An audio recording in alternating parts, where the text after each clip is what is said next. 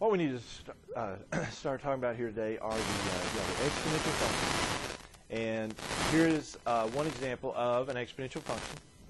And you can tell here, first of all, one thing about it, or the main thing different about it, is where the variable is. The variable here is where?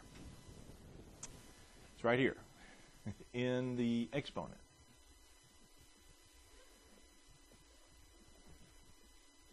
And that's significantly different. That's kind of the distinguishing mark there of an exponential function, is because the variable is in the exponent. Whereas, when we're doing the polynomial functions, the variable is in the base.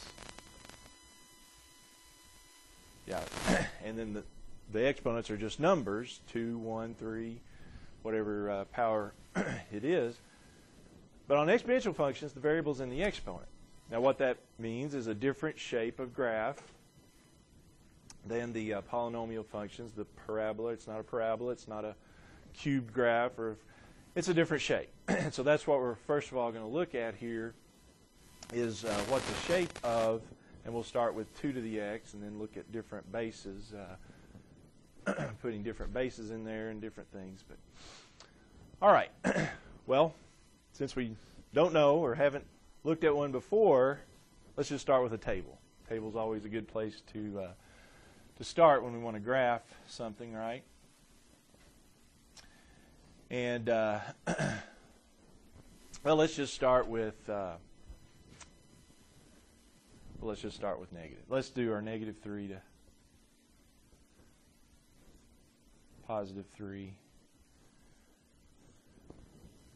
Since we don't know much about this one just yet. All right, so if x is -3, then I've got what? I've got 2 to the -3 power, which you could put that in your calculator, but let's talk about a little bit what we know about this type of exponent.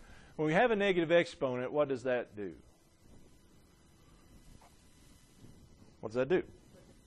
It flips it. Yeah, it flips it over, doesn't it?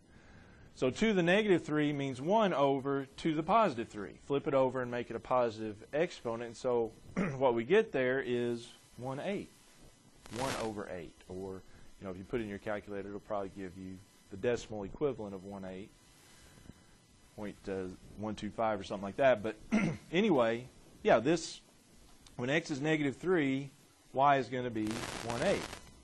All right, when x is -2, same sort of thing happens. You get 1 over 2 squared, which is 1/4, isn't it? 1 over 4. And then x is -1, we get 1 over 2 to the 1, so that's 1/2. All right, then when x is 0, we get 2 to the 0. What about 0 power? 0 power of anything is 1. So when x is 0, y is 1. And then we finally get to just regular powers. 2 to the 1 is 2. When x is 2, we get 2 squared, which is 4. Then when x is 3, we get 2 cubed, which is 8. And you can see those are going to start getting really pretty big here. If we go out, even out to 4, 2 to the 4th is 16, 2 to the 5th is 32. So the values are going to get quite big, pretty quickly on that side of things. All right. So what does this mean as far as the graph goes? Well, move it down a little bit here. Yeah, because I'm going to need some quite large values. But all right, so x is -3. All I have is 1/8 for the y value, so it's right here, isn't it? When x is -2, it's 1/4, so just a little bit up from that. -1, it's 1/2. 0, 1, 1, 2. And then we start jumping. 2 goes with 4. 3 goes with 8. It was right there. And then we went ahead and went with 4, so that's up here at 16. Belong about there. Okay, so that gives us a pretty good idea what this graph looks like.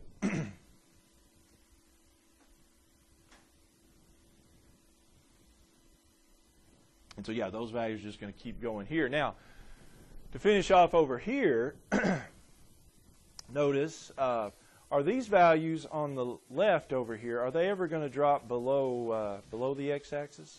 Why not? It's because of this, right? When x is negative whatever, that's just going to flip it over. So you're going to get 1/8, 1/16, 1/32. So yeah, you're never going to drop below the x-axis because that would put you in the negative range, and these values, the y values, are never going to be negative. So what that means is this thing is just going to come out and just kind of level off out here right at the x-axis. All right, let's go ahead and talk about that. We had that back when we talked about the rational function, this leveling off. So it levels off on the left end. What did we call that back when we had a rational function? Called it a horizontal asymptote, didn't we?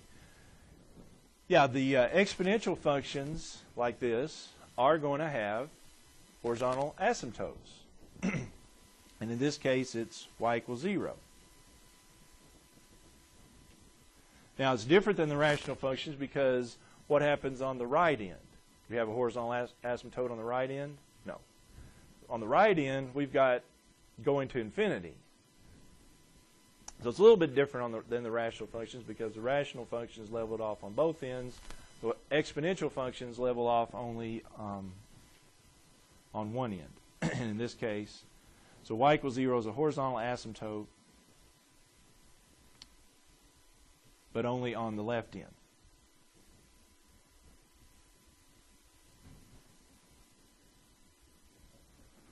And that's what will happen on these exponentials. You'll have one end with a horizontal asymptote, and the other one will be going to infinity or negative infinity sometimes too.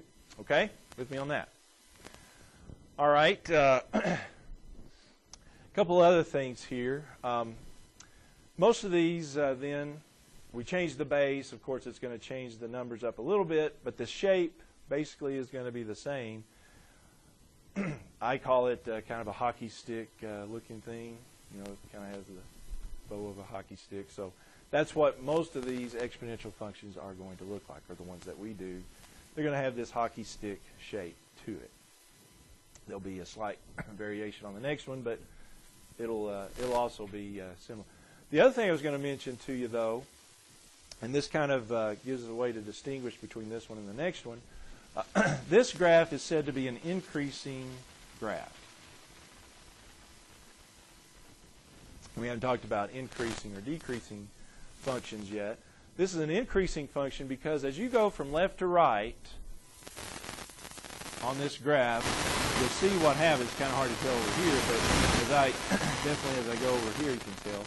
Isn't that graph headed upwards, left to right? That's what that means. The function values are increasing left to right, so this isn't called an increasing function for this particular base 2 to the x. Okay, so this is an increasing, the increasing hockey stick. All right. Any question further on that? So horizontal asymptote, increasing hockey stick. All right, so that's the basic parts of this. Okay. All right, well, let's change this around just a little bit.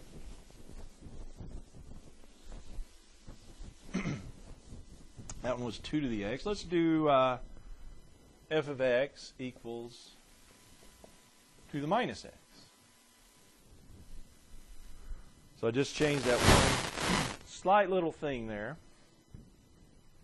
Let's see what happens. Well, going with our table again, let's cut it down to -2 to +2, since we know a little bit about this shape now. Well, what happens when I put a negative x here? Won't I have, if x is -2, won't I have this? It'll be 2 to the minus -2, which is really 2 to the +2, isn't it? Which is 4. Yeah, those, I've got the old double negative there. So that makes the y value be 4. When x is -1, same sort of thing happens. You've got a double negative For the exponent, so that's really just a positive, that's going to be positive 2. Now what about that? 2 to the minus 0, well, minus 0 is just 0. 2 to the 0, so that is still positive 1. When we get to x is 1, well, it would be 2 to the negative 1. What is that going to be? Well, that's the one we got to flip over. So that's going to be a half. When x is negative 2, that's 1 over 2 to the positive 2, so that's 1/4. So the flipping ones happen on the other side, if you will. Okay. So what does that mean for our graph over here?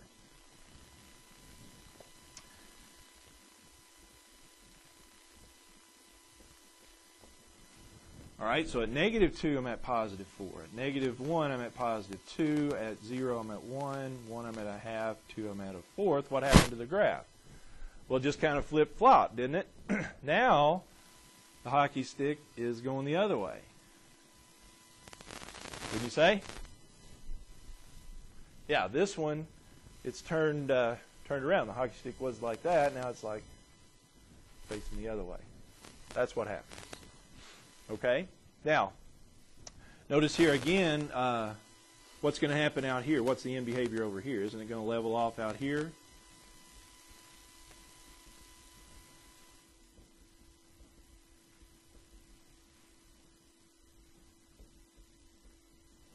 Yeah, it's going to level off on the right side on this case at y equals 0, because then on the left side, that's where it's headed up towards infinity. So everything's flip-flopped. Horizontal asymptote's on the right now instead of on the left. Okay? With me on that. All right, now, is this one increasing? No, because as you go left to right, the graph is headed downward. Basically what it means is as you go left to right, the function values are going down, decreasing. So this is a decreasing function. And that's another way we can distinguish between the two we've talked about here. All right? So same basic shape, just flipped over. Going down instead of increasing. All right? All right, now, what was the difference between the two? This was 2 to the minus x. Bring back the other one here. So this is f of x equals 2 to the minus x. The other one was f of x equals 2 to the x.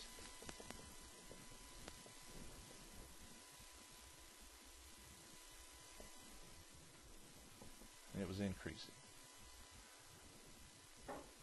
All right, so what's the difference between the two? Well, it's the power, right?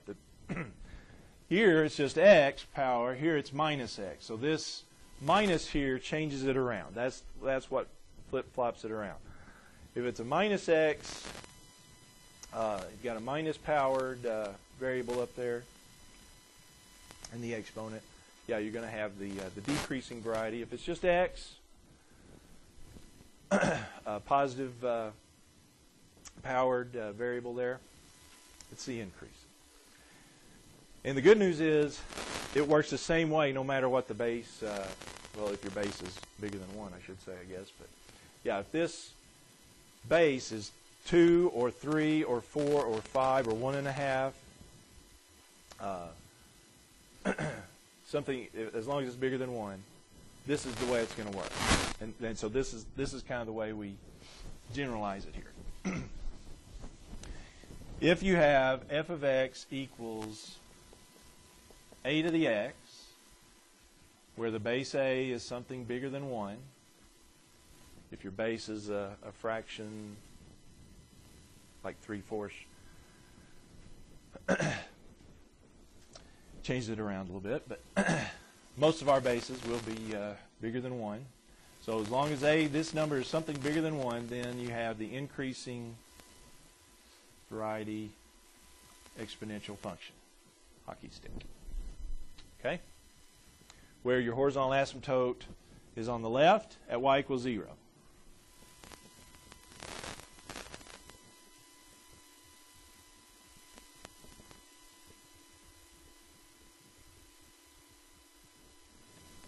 Okay, so if f of x equals a to the minus x, guess what happens there? Well, then it turns around, flip-flops over, and you have this shape here. The decreasing, this one's increasing also. And so, yeah, it looks like this. The horizontal asymptote is y equals 0 still, but it's on the right. And it's decreasing.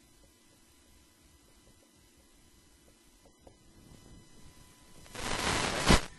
So that's a good thing about these. We can tell a lot just by looking at whether the x is a negative or x is a positive power there.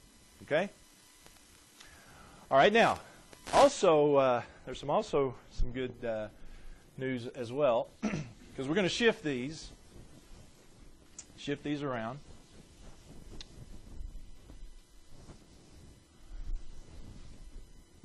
So let's say we had f of x equals 3 to the minus x plus 2. F of x equals 3 to the minus x plus 2. Well, we can see there we've got the minus x with base 3. And so, which way is this going to go? Increase or decrease? That's going to be the decreasing, isn't it? So I have the decreasing variety here. And then, what about this plus 2?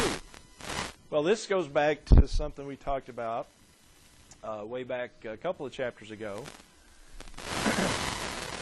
What happens when we add and subtract numbers? Well, depends on whether it's on the inside or the outside, right? Is the plus 2 on the inside or the outside? Well, it's definitely outside, isn't it? We've got an outside plus 2. What does an outside number do? Well, it shifts it up or down. You've got a vertical shift if you've got a plus or minus on the outside. Now, plus 2 up and down. Shifts it up, yeah. So we're going to shift this graph, the regular just 3 to the minus x graph, which we know looks like, we said was the decreasing one. And so that graph's going to be like that, but it's going to be shifted up too. So that gives us kind of a reference, something to reference here. We'll talk about a little more here in just a second. All right. Well, matter of fact, let's go ahead and talk about one thing. Since we have this graph shifted 2 units up, one thing in particular that gets shifted up is the horizontal asymptote.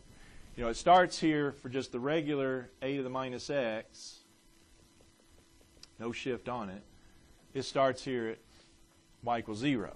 Well, if I shift everything up 2, where does the horizontal asymptote go to? Let's go up 2 as well. So instead of having the 0 horizontal asymptote, we can already note here that the horizontal asymptote is now y equals 2. And that's really the main thing we can get an idea of what the points look like, but where they should be. But in particular, y equals 2 is going to be the horizontal asymptote now, not 0. Okay? All right, now, what else would I like for to see? Well, I would like to have a table of values here. If it's just shifted up, basically your -2 to +2 values should work well for us. So let's see what we get. If x is -2, now be careful with the signs here, because when x is -2, that's what I've got, isn't it? -2. And so that's going to be 3 to the +2, which is 9. Plus 2, that's 11. With me on that? Sound okay? -2, we get +11. X is -1. Well, we plug in -1 there. We got -1, so that's 3 to the 1, which is 3 plus 2. You get 5. Then we get a little easier. Let's see. 3 to the 0. 3 to the -0 plus 2, what's that going to give you? Well, -0 is same as 3 to 0. That's still 1, isn't it? 1 plus 2, so x is 0, we get y is 3. And then -1, well, again, that's flip it over. So you get 1/3 plus 2, that's 2 1/3. Negative 2, we get 2 1/9, I believe.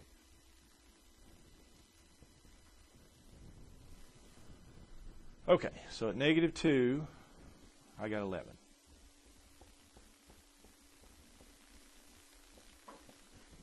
Negative 2, 11, negative 1, 5, 0, 3, 1 and 2 1/3, 2 and 2 1/9. Yeah, so that's kind of what we got. Decreasing, but it's shifted up 2 now, so the horizontal asymptote's at 2, not at 0. Okay?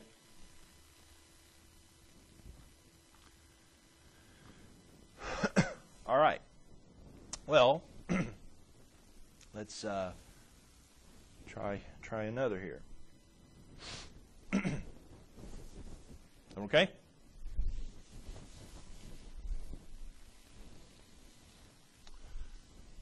Everybody got that one.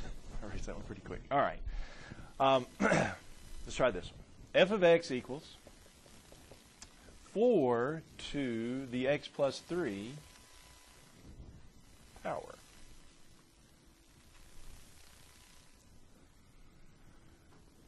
Four to the x plus 3 power. Okay. Well, again, we've got a positive x1, so that's the increasing hockey stick shape looking like that. However, we've got that plus 3 with it with the x there. What do you think that's going to do? Is that going to shift it up 3? Nope. That one's on the inside. Yeah, that's with the power, so that one we would say is on the inside. The plus 3 is with the power, so it's on the inside of the exponent, if you will.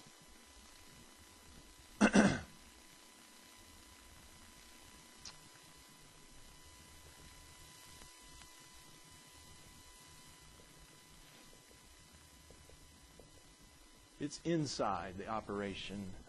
The exponent is in the operation here, okay? So it's inside. What does an inside plus or minus do? Which way? That's horizontal, right? Inside moves it right or left. Now, the plus may go opposite of what you might think. Yeah, plus makes it go to the left. So since plus 3 is on the inside, this plus 3 is going to shift it. So the shift is plus 3, so that's 3 to the left. Remember, the minus goes to the right on the inside, plus goes to the left. So the shift is 3 to the left. Okay, now think about it here. What's that going to do to my horizontal asymptote? If I take, a while ago the asymptote was shifted up 2 as well. But if I shift the horizontal asymptote, which is 0, and I shift it 3 to the left, it stays at 0, doesn't it? So a left shift or a right shift is not going to change your horizontal asymptote. The horizontal asymptote is still going to be y equals 0. Because we're just shifting everything 3 to the left, so the horizontal. Now what the 3 to the left can tell you is maybe shift my x values to the left a little bit. Instead of negative 2, negative 1, 0, 1, and 2, shift those 3 to the left, which that would, minus 2, so let's go to minus 5, minus 4, minus 3, minus 2, and minus 1. You see what I'm saying? Shift those over 3 units to the left, so that can help you with your table of values. If you're going right or left, shift those over. Those will be more appropriate values. I mean, you don't have to do that, but it'll help you, I think, in the long run if you do that. So yeah, right or left, shift those over. All right, so if x is negative 5, we'll have 4. It'll be 4 negative 5 plus 3 power, so that'd be 4 to the negative 2, which is 1 over 4 squared, which is 1/16. So at 5, I'm at 1/16. Negative 4 would be 4 to the negative 1, which is 1/4. At negative 3, will be negative 3 plus 3 power, so it'll be 4 to the 0, wouldn't it, which is 1. Negative 2, well, I'm going to get to positive 1, so that's 4. 4 to the minus 1 plus 3, that's 4 squared, so that's 16. Yeah, so those are good, nice values.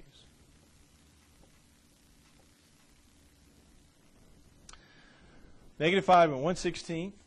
-4, I'm at 1/4. -3, I'm at 1. -2, I'm at 4. And -1, I'm at 16. Call that good right there. Yep, so there's our shape, isn't it? Still up there, and then it's leveling off out here, just like we said. Okay? Now, one thing I haven't mentioned, but I may have it on the homework here. What if it wants us to find the y-intercept?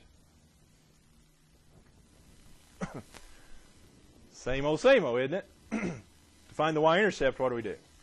Set x to be 0. That's always going to be the same thing for the y-intercept. Just set x to be 0. We haven't done that yet, so that's why it kind of made me think. What if it wants you to get the y-intercept? Well, you just plug in x to be 0, so that's 4 to the third, so that's 64.